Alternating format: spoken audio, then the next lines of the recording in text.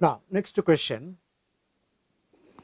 You are familiar with CFT, crystal field theory for complexes.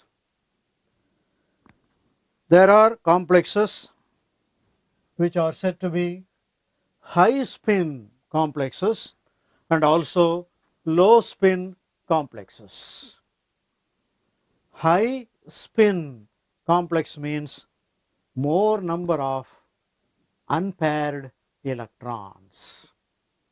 High spin complex means more number of unpaired electrons.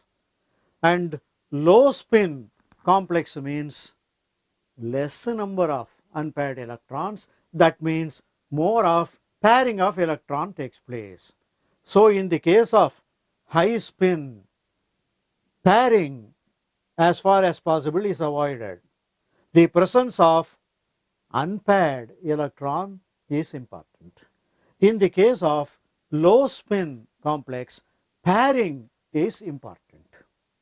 Whether a complex is a high spin complex or a low spin complex, that depends on the nature of ligands. In this connection, I want to mention one point because this will cover both question number 3 and 4. Splitting of d orbitals is important in crystal field theory. Probably you remember there are 5 number of orbitals in d level. These 5 orbitals are said to be degenerate. Degenerate means all the 5 numbers of d orbitals have the same energy. So in the free ion, these d orbitals are degenerate. They have the same energy. But when the ligands approach the central metal atom or metal ion, as the case may be, we usually say the degeneracy is lost. Degeneracy is lifted or degeneracy is destroyed. All these statements mean the same. That is, when the ligands approach the central metal atom or ion, as the case may be, the d orbitals are no longer degenerate. They split. For example, when 6 ligands approach in the form of an octahedral field, these 5 numbers of d orbitals split in the form of 2 sets. One, you are aware of the fact, one set T2G, another EG orbitals. T2G set will contain 3 orbitals out of 5, and the remaining 2 orbitals are denoted by EG. So when the ligands approach the central metal atom or ion, as the case may be, the degeneracy is lost and no longer these d orbitals will have the same energy, and splitting of d orbitals takes place in the form of 2 sets, one T2G having a lower energy and EG having a higher energy in the case of the octahedral field. All right.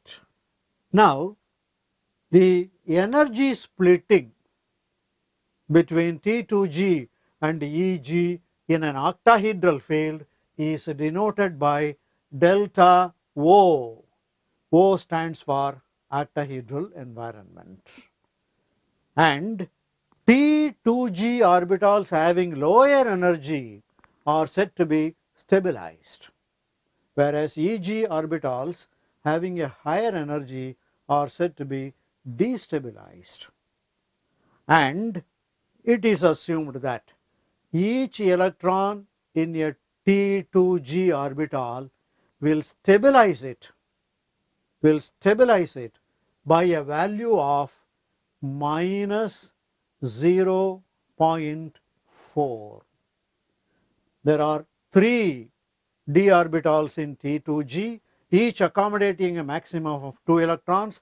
3 into 2, 6, 6 into minus 0.4. Similarly, EG orbitals 2 in number, each accommodating a maximum of 2 electrons. There will be 4 electrons. 4 into plus 0.6. Each electron in the EG orbital will destabilize it by a value of 0.6 delta O.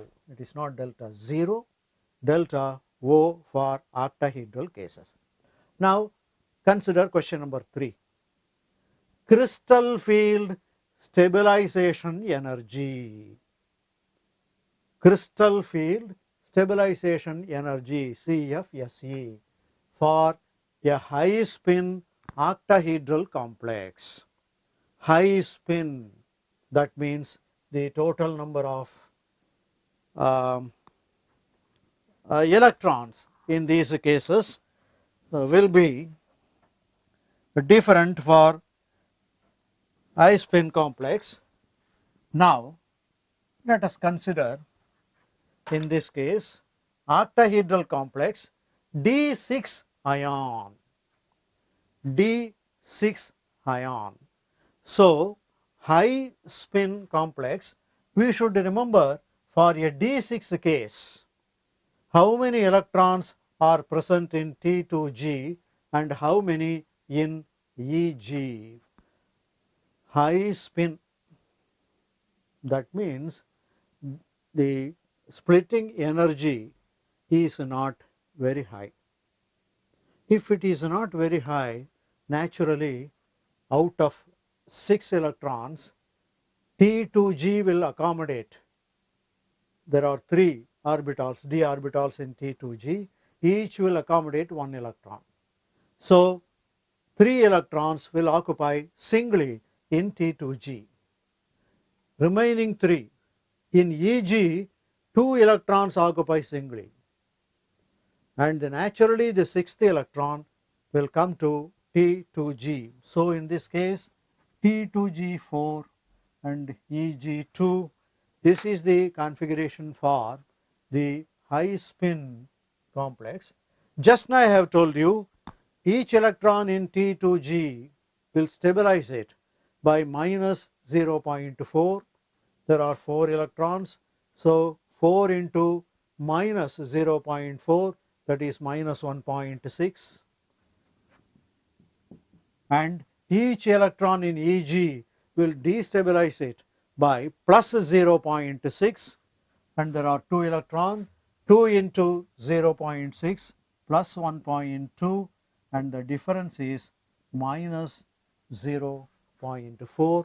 So for question number 3, the correct answer is D, minus 0.4 D delta O. Again, O standing for octahedral environment. In this connection, you should remember one relationship.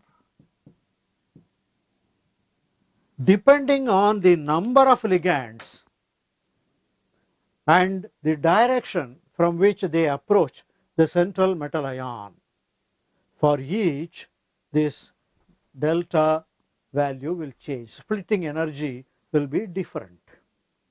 Now this relationship I have written here, delta T is more or less equal to 4 by 9 delta O.